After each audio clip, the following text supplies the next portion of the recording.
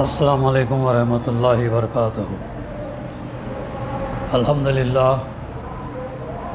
للہ رب العالمین والصلاة والسلام علی رسول الامین، اما بعد، اعوذ باللہ من الشیطان الرجیم، بسم اللہ الرحمن الرحیم، وما خلقت الجن والانس الا لیعبدون۔ میں نے جن اور انسانوں کو اس کے سوا کسی کام کے لیے پیدا نہیں کیا کہ وہ میری بندگی کریں، یعنی اللہ کی بندگی، اطاعت، فرمانبرداری، غلامی کریں۔ یا ایھا الذین آمنوا قوا انفسکم واہلیکم نارا وقودھا الناس والحجارہ، اے لوگو جو ایمان لائے ہو، بچاؤ اپنے آپ کو اور اپنے اہل و عیال کو اس آگ سے جس کا ایندھن انسان اور پتھر ہوں گے۔ وَلَا تَقْتُلُوا أَوْلَادَكُمْ خَشْيَةَ إِمْلَاقٍ نَحْنُ نَرْزُقُهُمْ وَإِيَّاكُمْ إِنَّ قَتْلَهُمْ كَانَ خِطْئًا كَبِيرًا۔ اپنی اولاد کو افلاس کے اندیشے سے، غربت کے اندیشے سے قتل نہ کرو، ہم انہیں بھی رزق دیں گے اور تمہیں بھی۔ در حقیقت ان کا قتل ایک بڑی خطا ہے۔ رب اشرح لی صدری ویسر لی امری واحلل عقدۃ من لسانی یفقہوا قولی۔ محترم بزرگوں، نوجوانوں، دوستوں، انشاءاللہ آج کی میری گفتگو کا عنوان رہے گا اولاد کی تربیت اور اللہ کے رسول صلی اللہ علیہ وسلم کا بچوں کے ساتھ حسن سلوک۔ اولاد ایک بہت بڑی نعمت ہوتی ہے، اللہ سبحانہ و تعالیٰ کی طرف سے ایک انعام ہوتا ہے۔ جس کو چاہتا ہے لڑکے دیتا ہے، جس کو چاہتا ہے لڑکیاں دیتا ہے، اور جس کو چاہتا لڑکیاں دونوں جو ہے وہ دیتا ہے۔ یہ دنیا فانی ہے، ہر انسان کو موت کا مزہ چکھنا ہے، اور انسان اپنی موت کے بعد یہ چاہتا ہے کہ اس کا کچھ نام و نشان باقی رہے۔ صدقہ جاریہ کے طور پر وہ یہ چاہتا ہے کہ اگر وہ اپنے بعد نیک اولاد اگر چھوڑ کر جا رہا تو اس کے لیے وہ دعا کریں، اس کی مغفرت کے لیے دعا کریں، جنت میں اعلیٰ مقام کے لیے دعا کریں، وہ یہ چاہتا ہے۔ اس فنا اور بربادی کے بعد اگر کچھ دھندلا سا نشان جو باقی رہ جاتا ہے اس کے لیے وہ اولاد ہوتی ہے۔ انبیاء کرام بھی اولاد کی تمنا اس کے خواہش مند ہوتے تھے، جیسے کہ قرآن مجید میں اللہ تعالیٰ نے سورہ صافات کے اندر تذکرہ کیا۔ ابراہیم علیہ السلام جب پور کے مقام سے نکلے، جب انہیں آگ میں ڈالا گیا اور اللہ تعالیٰ نے ان کو سلامتی سے نکالا، تو نکلتے وقت آپ نے دعا کی، اللہ تعالیٰ سے دعا کی، رب ہب لی من الصالحین، اے میرے رب مجھے نیک اور صالح اولاد عطا کر۔ یہ دعا اس وقت کی جو روایات میں ہم کو معلوم پڑتا ہے کہ عمر ان کی اس وقت 45-46 سال کی تھی۔ ایک جلیل القدر نبی، دنیا کے 3 بڑے مذہب کا پیشوا اور اللہ کا دوست خلیل اللہ، ان کی دعا ہم دیکھتے ہیں کہ قبول ہوتی ہے، تقریباً 45-50 سال بعد قبول ہوتی ہے، یعنی جب ان کی عمر 90 ہوتی ہے۔ اور اس کے بعد بھی ہم یہ دیکھتے ہیں، اہم نقطہ اس کے اندر ہمیں سمجھنے کا یہ ہے کہ انسان ایک تو اولاد اس لیے چاہتا ہے کہ اس کے لیے سہارا ہو، اس کے لیے خوشی ہو، اس کے لیے راحت ہو، اس کی نسل آگے چلے۔ لیکن ہم دیکھتے ہیں کہ ابراہیم علیہ السلام نے جو نیک اور صالح اولاد کی جو دعا کی تھی، وہ اس لیے کی تھی کہ جس مشن کو لے کے چلے تھے، انسانیت کو اللہ کی بندگی کی طرف لائیں۔ میرا اور ہم تمام کا مقصد کیا ہونا چاہیے زندگی کا؟ ہم اللہ کی بندگی میں آئیں، اللہ کی اطاعت فرما برداری میں آئیں۔ انبیاء کا مشن یہ ہوتا تھا کہ انسانیت کو اللہ کی بندگی میں لائیں، انسانیت کو آگ کے گڑھے سے دور کریں، اور یہ اپنے مشن کو جاری رکھنے کا مقصد ہوتا تھا۔ اس کے لیے وہ اولاد کی دعا کرتے تھے۔ سارا راحت، خوشی اور مالی مدد، یہ تمام چیزیں سیکنڈری ہیں، ثانوی ہیں، لیکن بنیادی مقصد اولاد کا اس لیے چاہتے تھے وہ کہ یہ کام جو لے کر اٹھے ہیں دین کو قائم کرنے کا، لوگوں کو اللہ کی بندگی میں لے آنے کا، اس کے لیے وہ چاہتے تھے کہ وہ کام جاری ساری رہے۔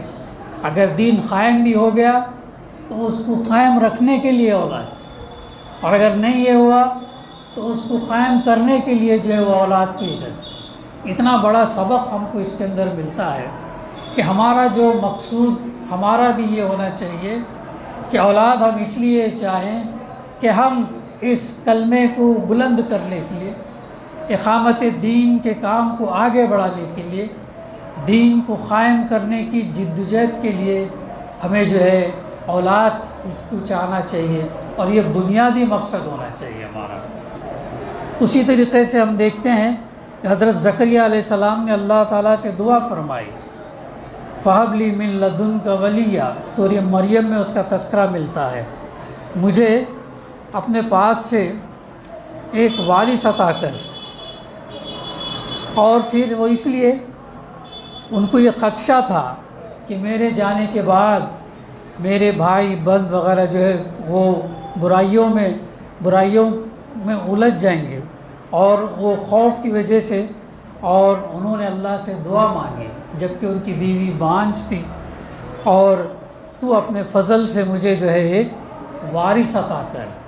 تو گویا کہ ان کا مقصد بھی کیا تھا کہ ان کے جانے کے بعد جو مشن وہ لے کر آئے وہ مشن پر اپنی اولاد کام کریں۔ عزیز بزرگوں، دوستوں، نوجوانوں، ہمارے لیے بھی اس کے اندر بڑا مقصد، ہمارے لیے بڑا سبق ہے، ہمارے لیے اس کے اندر بڑی نصیحت ہے۔ ہم کیوں چاہتے ہیں اولاد؟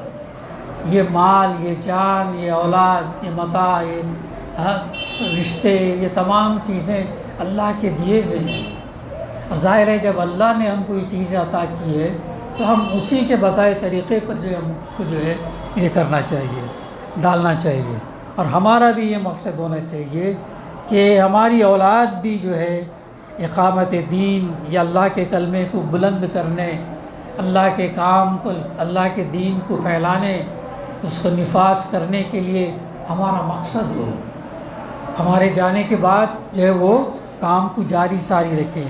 یہ ہمیں تعلیم، تربیت جو ہے ملتی ہے۔ پھر ہم اور دیکھیں آگے، اللہ کے رسول صلی اللہ علیہ وسلم آپ کا بچوں کے ساتھ حسن سلوک کتنا بہترین تھا۔ اللہ کے رسول صلی اللہ علیہ وسلم کی تو پوری زندگی ہمارے لیے کیا ہے؟ نمونہ ہے۔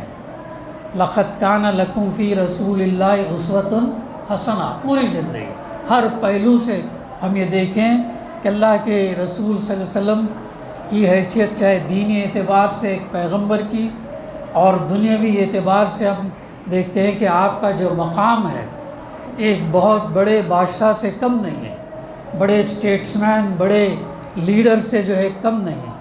مدینہ میں اللہ کے رسول صلی اللہ علیہ وسلم نے جب یہ اسلامی حکومت، اسلامی ریاست کی بنیاد ڈالی، اور 10 سال کے مختصر عرصے میں اللہ کے رسول صلی اللہ علیہ وسلم یہ جو ہے عرب کا ایک بڑے حصے کے اندر لا الہ الا اللہ کی گونج، اور دائرہ اسلام میں بہت سارے لوگ جو ہے آ گئے۔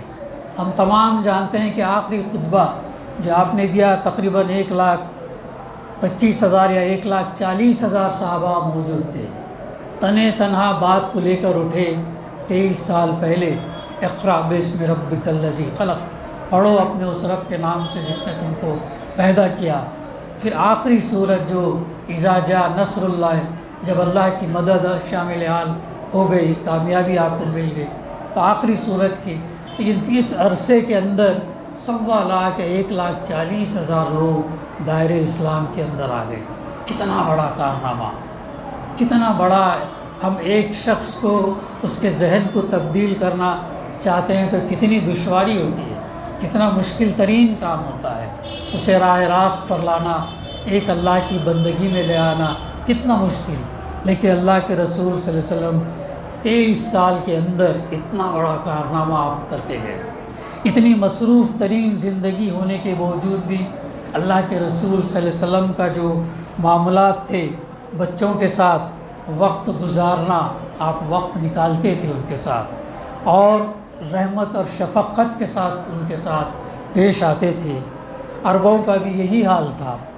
صحیح بخاری کی روایت ہے کہ ایک مرتبہ اللہ کے رسول صلی اللہ علیہ وسلم نے کسی بچے کو بوسہ دے رہے تھے، ایک دیہاتی نے دیکھا اور کہا، کیا آپ بھی بچوں کو بوسہ دیتے ہیں؟ تو اللہ کے رسول تو ہاں، تو ہم تو کبھی بوسہ نہیں دیتے، اس شخص نے کہا۔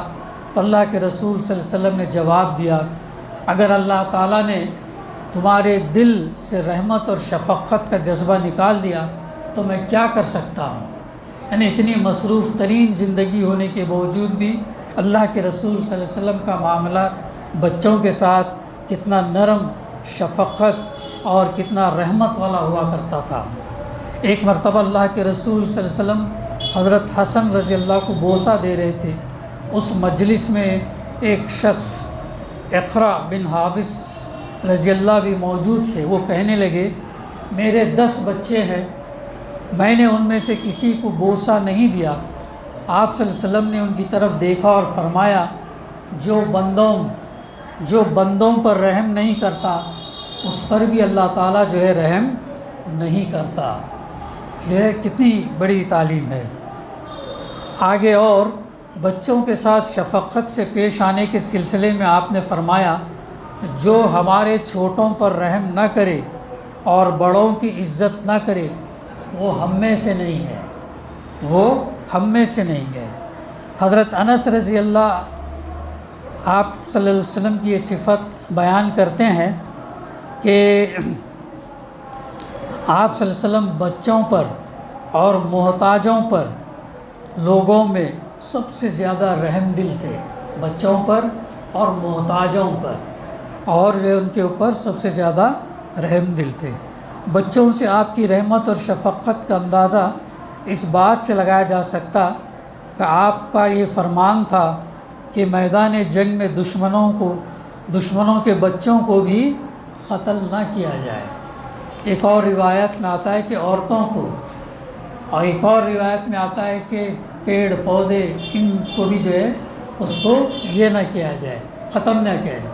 لیکن آج ہم دیکھ رہے ہیں کہ کیسے حالات ہو رہے ہیں غزہ کے اندر، بچوں کو ٹارگٹ کیا جا رہا ہے تاکہ ان کی نسل ختم ہو، آئندہ یہ بڑے ہو کر مخالفت نہ کریں اور اپنا جائز حقوق جو ان کا ہے وہ اس کا مطالبہ نہ کرے۔ اس غرض کے لیے معصوم بچوں کو جو بے گناہ ہیں ان کو جو ہے ختم کیا جا رہا ہے، اور ویسے ہی عورتوں کے ساتھ بھی ایسا معاملہ جو ہے۔ اس کے مقابلے میں اسلام کیسی تعلیم ہم کو دیا، اور اس کا نمونہ ہمارے بھائی حماس والوں نے کیسے ان کے سامنے پیش کیا، کتنی بہترین طریقے سے پوری دنیا دیکھ کر حیران ہے۔ ان کے اس عمل کی وجہ سے بہت سارے لوگ دائرے اسلام میں بھی آ رہے ہیں الحمدللہ۔ تو بچوں کی تعلیم، تربیت، ان کے ساتھ شفقت، ان کے ساتھ محبت، ان کے ساتھ رحم دلی کی تعلیم جو ہے اسلام دیتا ہے۔ بچوں کی وفات پر آپ صلی اللہ علیہ وسلم کی آنکھ سے آنسو جاری ہو جاتے۔ اپنے فرزند ابراہیم کی وفات پر آپ صلی اللہ علیہ وسلم کی آنکھیں بھر آئیں۔ یہ منظر دیکھ کر عبد الرحمن بن عوف رضی اللہ نے تعجب سے پوچھا، اے اللہ کے رسول صلی اللہ علیہ وسلم، کیا آپ بھی روتے ہیں؟ آپ صلی اللہ علیہ وسلم نے فرمایا، ابن عوف، یہ رحم ہے۔ چشم مبارک سے بدستور آنسو جاری ہیں۔ جب آپ صلی اللہ علیہ وسلم یعنی جب آنسو نیچرل ہے، فطری ہے، اور یہ جو ہے رحمت کی یہ ہے، آپ نے ایسے جواب ان کو دیا۔ جب آپ کا گزر بچوں پر سے ہوتا تھا تو آپ صلی اللہ علیہ وسلم آگے بڑھ کر خود سلام کرتے تھے اور جو ہے ان کے ساتھ پیار محبت سے برتاؤ کرتے تھے۔ جہاں اللہ کے رسول صلی اللہ علیہ وسلم بڑوں کو وقت دیتے تھے، وہیں معصوم بچوں کے ساتھ آپ رہنا بھی پسند فرماتے تھے۔ حضرت خالد رضی اللہ فرماتی ہیں کہ میں ابھی بچی تھی، اپنے والد خالد بن سعید رضی اللہ کے ساتھ ایک مرتبہ رسول اکرم صلی اللہ علیہ وسلم کی خدمت میں گئی۔ اس وقت میں ایک زرد قمیص پہنی ہوئی تھی۔ آپ صلی اللہ علیہ وسلم نے میرے کپڑوں کو دیکھ کر خوشی کا اظہار کرتے ہوئے فرمایا، بہت خوب، بہت خوب۔ وہ کہتی ہیں کہ میں نبی کریم صلی اللہ علیہ وسلم کی مہر نبوت سے کھیلنے لگی۔ میرے والد نے جب میری یہ حرکت دیکھی تو مجھے منع کیا۔ آپ صلی اللہ علیہ وسلم نے فرمایا، اس کو اس حال پر چھوڑ دو، اسے جو ہے کھیلنے دو۔ آپ صلی اللہ علیہ وسلم کے چچا حضرت عباس رضی اللہ کثیر العیال تھے۔ ان میں عبداللہ، عبید اللہ اور کثیر بہت چھوٹے تھے۔ آپ صلی اللہ علیہ وسلم نے انہیں ایک قطار میں کھڑا کر دیتے اور کہتے، جو مجھ تک پہلے پہنچے گا اسے میں انعام دوں گا۔ وہ بھاگتے ہوئے آتے تو کوئی آپ صلی اللہ علیہ وسلم کے سینے مبارک سے اور کوئی آپ صلی اللہ علیہ وسلم کی پشت سے چمٹ جاتا۔ آپ انہیں گلے لگا لیتے اور بوسہ دیتے۔ تو عزیز ساتھیوں، بزرگوں، یہ اللہ کے رسول صلی اللہ علیہ وسلم کا حسن سلوک تھا بچوں کے ساتھ۔ اب یہ بھی ہم دیکھتے ہیں، سفر کے دوران بھی اللہ کے رسول صلی اللہ علیہ وسلم بھی جو ہے ان کے ساتھ اچھا برتاؤ کرتے تھے۔ انہیں اپنی سواری پر کسی کو آگے بٹھا لیتے اور کسی کو پیچھے بٹھا لیتے۔ حضرت عبداللہ بن زبیر نے عبداللہ بن جعفر رضی اللہ سے کہا، کیا تمہیں یاد ہے کہ میں، تم اور ابن عباس رضی اللہ نے رسول صلی اللہ علیہ وسلم کا استقبال کیا تھا؟ وہ کہنے لگے، ہاں، رسول اللہ صلی اللہ علیہ وسلم نے ہمیں سواری پر بٹھا لیا تھا اور تمہیں گنجائش نہ ہونے کی وجہ سے چھوڑ دیا تھا۔ بچوں کے ساتھ حسن سلوک کا ایک طریقہ یہ بھی تھا کہ آپ صلی اللہ علیہ وسلم ان کے ساتھ دل لگی اور مذاق بھی کیا کرتے تھے۔ حضرت انس رضی اللہ کے ایک چھوٹے بھائی تھے جن کا نام ابو عمیر رضی اللہ تھا۔ وہ ایک چھوٹا پرندہ پال رکھے تھے جس سے وہ دل بہلایا کرتے تھے۔ کچھ دنوں کے بعد جب وہ مر گیا تو آپ صلی اللہ علیہ وسلم انہیں دیکھتے تو فرماتے، کیا ہو گیا ہے ابو عمیر، تمہارا وہ پرندہ جو بلبل جو تھا وہ کہاں چلا گیا؟ عام طور پر ہم یہ دیکھتے ہیں کہ بیجا لاڑ پیار کا مظاہرہ والدین کرتے ہیں، جس کی وجہ سے بچے بگڑ جاتے ہیں اور ان کی تعلیم تربیت سے پھر غفلت برتی جاتی ہے۔ لیکن ہم دیکھتے ہیں کہ اللہ کے رسول صلی اللہ علیہ وسلم نے تعلیم تربیت کے ساتھ ساتھ ان کی جو ہے، اگر وہ کچھ غلط بھی کرتے تو اس کے اوپر تنبیہ بھی کرتے اور بہترین طریقے سے ان کو نصیحت کرتے۔ جیسا ہم تمام جانتے ہیں کہ جب بچہ 7 سال کا ہو جائے تو اس کو نماز کے لیے کہا جائے، اور جب وہ 10 سال کی عمر کو پہنچے تو پھر اس کو مار کر پھر اس کو جو ہے نماز کی طرف اس کو یہ کیا جائے۔ اور بچوں کی بنیادی پرورش جو ہوتی ہے ماں کی گود سے ہوتی ہے، بلکہ اگر ہم دیکھیں تو سلیکشن، ازواج کے سلیکشن سے ہی جو ہے بچوں کی پرورش کا جو ہے یہ شروع ہوتا ہے، مرحلہ شروع ہوتا ہے۔ اور ہم نے تاریخ کا جب ہم مطالعہ کرتے ہیں، کیسی مائیں نیک گزری ہیں جو وضو کے بعد تلاوت کرتے ہوئے تو وہ جو ہے اپنے بچوں کی پرورش اور حلال لقمہ ان کے اندر ڈالا کرتی تھی۔ یہ حلال روزی، پاکی اور قرآن کی تلاوت کرتے ہوئے ان کو کھلانا پلانا یہ کرنا، تب ہم یہ دیکھتے ہیں کہ ایسے بلند اور بلند پائے کے شخصیات جو اسلام کی تاریخ میں گزرے ہیں، جو حیرت انگیز طور پر کارنامے کر کے آئے، دنیا سے جو وہ لوگ گزرے ہیں۔ تو کچھ اور یہ ہے احادیث۔ حضرت عمرو بن سلمہ رضی اللہ فرماتے ہیں کہ میں کم عمر تھا، اللہ کے رسول صلی اللہ علیہ وسلم کے گھر میں پرورش پاتا تھا، کھاتے وقت میرا ہاتھ پورے برتن میں گھومتا تھا کہ دیکھ کر آپ صلی اللہ علیہ وسلم نے مجھ سے فرمایا، اے بچے، اللہ کا نام لے کر کھاؤ، اللہ کا نام لے کر کھاؤ، دائیں ہاتھ سے کھاؤ اور اپنے سامنے سے کھاؤ۔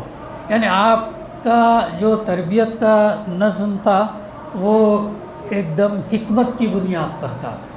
علم حکمت سے جو ہے آپ صلی اللہ علیہ وسلم جو ہے بچوں کو سکھاتے تھے۔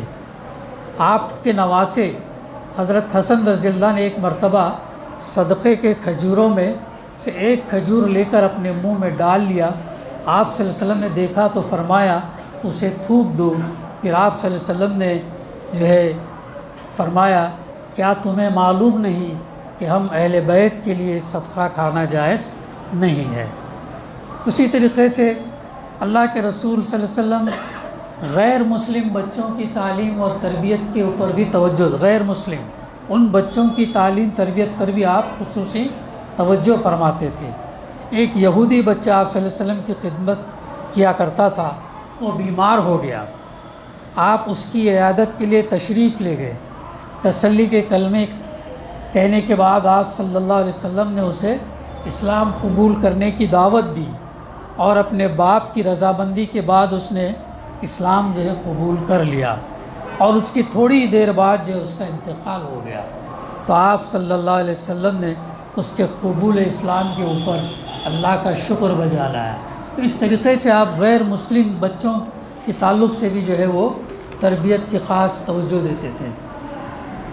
تو ہم یہ تھے کہ اسی ضمن میں عزیز ساتھیوں، بزرگوں، نوجوانوں، Jamaat Islami Hind children Islamic organization کے نام سے جو ہے خصوصی طور پر بچوں کی تعلیم تربیت کا اہتمام کیا ہے۔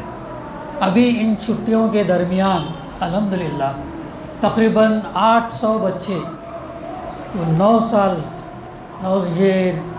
بلکہ 6 سال سے 6-7 سال سے 14 سال کے بچوں تک ان کی تعلیم تربیت اس چھٹیوں کے درمیان میں جو ہے مختلف پروگرامز لیے۔ ان کے لیے تقریری مقابلے، ان کے لیے اذان کا مقابلہ، دینی معلومات کی کوئز، ڈرائنگ کمپٹیشن، اسپورٹس، اور یہ صرف لڑکوں میں نہیں بلکہ GIO گرلز اسلامک آرگنائزیشن جو ہماری تنظیم ہے اس کے تحت بھی جو ہے لڑکیوں کو، بچیوں کو جو ہے یہ تمام چیزوں سے گزارا گیا۔ اور اس کے اوپر ہر ہفتے الحمدللہ 4 سے 5 مقامات پر اس مسجد سنڈے مغرب بعد، تنور نگر کی مسجد مغرب بعد بچوں کے لیے چلڈرن سرکل کے نام سے جو ہے، اور CIO چلڈرن اسلامک آرگنائزیشن کے نام سے تحریک اسلامی جو ہے خصوصی توجہ دیتی ہے۔ یہ جو آج ہمارے بچے ہیں یہ ملت کے بچے ہیں، یہ ہمارے بچوں کو ہی صرف ہمیں ان کی تعلیم تربیت کی فکر نہیں کرنی چاہیے، بلکہ ہمارے سماج کے، ہمارے معاشرے کے جو بچے ہیں وہ بھی ملت کے بچے ہیں، وہ بھی ہمارے بچے ہیں، محلے کے بچے بھی ہمارے بچے ہیں۔ ان بچوں کے اوپر بھی ہماری نظر ہونی چاہیے، ہم ان پر بھی تعلیم، تربیت، شفقت، محبت، ان تمام ذریعوں سے جو ان کو دیکھ بھال کرنا ضروری ہے، کیونکہ آگے بڑھنے کے بعد یہی پھر جوان ہوں گے، پھر یہی ایک کلمے کو لے کر آگے چلیں گے۔ اگر ہم ان بچوں کی پرورش پر، تعلیم تربیت پر توجہ نہ دیں، ایسے ہی ہم چھوڑ دیں کسی کا بچہ ہے سمجھ کر، تو پھر جو ہے آگے آنے کے بعد جو ہے پھر ہمیں ایسا نہ ہو کہ ہم ایسے لوگوں کو چھوڑ کر گئے جو دین اسلام اور پھر ہمارے لیے ثواب کا ذریعہ بننے کے بجائے وہ پھر جو ہمارے گناہ کمانے کا ذریعہ نہ بنے۔ عزیز ساتھیوں، صرف ہمارے بچوں کی توجہ کے علاوہ ہم اپنے آس پاس کے لوگوں کے بھی بچوں کے اوپر بھی نظر رکھیں۔ ہم آئے دن روتے ہیں، ہم اس وقت روتے ہیں جب بچہ بڑا ہو جاتا ہے اور جب وہ ہماری بات سننے کی پوزیشن میں نہیں رہتا ہے۔ اصل اس کی درسگاہ تو ماں کی گود سے ہے، اور ہم اگر اس وقت توجہ نہ دیں، اس وقت ان پر ٹائم نہ دیں، اس وقت ان کی تعلیم، دینی دنیاوی دونوں تعلیم کے اوپر توجہ دینا ہے اور دونوں میدان میں آگے بڑھنا ہے۔ ہر میدان میں ایمان والے کو جو ہے آگے بڑھنا ہے۔ اسلام علم، جدید علم سے منع نہیں کیا، جدید ٹیکنالوجی حاصل کرنے سے منع نہیں کیا، لیکن اس کو صحیح استعمال کرنا ہے، حاصل کرنے کے بعد صحیح استعمال کرنا ہے۔ اللہ تعالیٰ نے یہ چیزیں ہم کو دی ہیں، ان کا صحیح استعمال کریں گے، اس سے ملت کا، قوم کا، انسانیت کا اس کا بھلا ہو تو یہ ہمارے لیے ثواب کے اس میں آئے گا۔ اگر وہی چیز اگر ہم غلط استعمال کریں گے تو اس سے جو ہے ہمارے خسارہ ہوگا، نقصان ہوگا، دنیا میں بھی اور آخرت میں بھی۔ اب یہ موجودہ مسلم معاشرے کے اندر توجہ کم دیتے ہیں، ماں باپ کم دیتے ہیں۔ بعض جگہ تو ایسا دیکھنے میں بھی آتا ہے کہ ماں باپ بچوں کو اسکول میں بھیج کر سمجھتے ہیں کہ ہم جو ہے وہ ہمارے سے اتنی دیر کے لیے چھٹکارا مل گیا ہے، چھوڑ دیتے ہیں اور اسکول کی تعلیم پر ہی یہ رہتے ہیں۔ گھر آنے کے بعد بچہ کیا کر رہا ہے، کیا پڑھ رہا ہے، موبائل میں کیا دیکھ رہا ہے، کون سی سنگت اختیار کر رہا ہے، کیسے لڑکوں کے ساتھ لڑکیوں کے ساتھ جائے، وہ اس کے اوپر ہم نہیں یہ کرتے ہیں۔ تو ضرورت اس بات کی ہے کہ ہم ہمارے بچوں کے ساتھ ساتھ جو ہے ان کی صحیح پرورش، تعلیم، تربیت کے اوپر جو ہماری نظر رہے، اور اگر ہم ان بچوں کو اگر صحیح وقت پر ہم ان کی توجہ اگر نہ دی اور بڑے ہونے کے بعد میں اگر رونا گانا یہ کریں تو خصوصاً بچے جب 14 سے 16 سال کے ہو جاتے ہیں تو اس عمر میں وہ بڑوں سے نصیحت کم ہی لیتے ہیں، بلکہ وہ اس پوزیشن میں ہوتے ہیں کہ وہ اپنی بات منوانا چاہتے ہیں، وہ ڈیسیشن، فیصلہ لینے کی پوزیشن میں آتے ہیں۔ 14 سال تک یا 11-12 سال تک بچہ سنتا ہے اور ہماری نصیحت کو قبول کرتا ہے، اور ہم بچے کو صحیح اس لائن پر لے جا سکتے ہیں۔ اگر ہم نے اس عمر کے اندر غفلت کی، توجہ نہ دی اور اس کے ساتھ صحیح برتاؤ نہیں کیا تو پھر جو ہے آگے ہم کو ہاتھ دھونا پڑتا ہے۔ پھر یہ ڈرگ ایڈکشن کا معاملہ آتا ہے، گالم گلوچ کا معاملہ آتا ہے، پھر نکڑوں پر کھڑے رہ کر وقت ضائع کرنے کا معاملہ آتا ہے، تعلیم کے میدان میں پیچھے رہنے کا معاملہ آتا ہے، پھر معاشی مسائل پیدا ہو جاتے ہیں، اور یہ معاشی مسائل جب کمزور ہو جاتے ہیں تو پھر جاتا ہے وہ کس کرائم کی طرف جاتا ہے، جرم کی طرف جاتا ہے، یہ ایک ویشیس سرکل بن جاتا ہے۔ لہٰذا ہم جو ہے اپنے بچوں کی چھوٹی عمر سے ہی جو ہے ان کے اوپر توجہ، ان کی پرورش کے تعلق سے، تعلیم کے تعلق سے، تربیت کے تعلق سے، ان کے ساتھ رحم محبت کے ساتھ سے برتاؤ کریں اور شفقت کے ساتھ جو ان کے ساتھ رہیں۔ ہو سکتا ہے کہ آگے چل کر پھر ہمارے لیے، ملت کے لیے ایک سرمایہ بنے۔ اگر ایسا نہ ہو تو پھر ملت کے لیے ایک بڑا نقصان ہوگا۔ اسی لیے جماعت جو ہے بار بار خصوصاً اس چھٹیوں کے دوران ایک مہم بھی اور اس کے اوپر زیادہ زور دے رہی ہے کہ بچوں کو اگنور نہ کریں، ان کو توجہ دیں، ان کے لیے اپنا وقت نکالیں اور ان کے اوپر جو ہے کام کریں۔ تو عزیز ساتھیو، دعا ہے کہ اللہ تعالی ہمیں کہنے سننے سے زیادہ یہ ہماری آئندہ آنے والی جو نسل ہے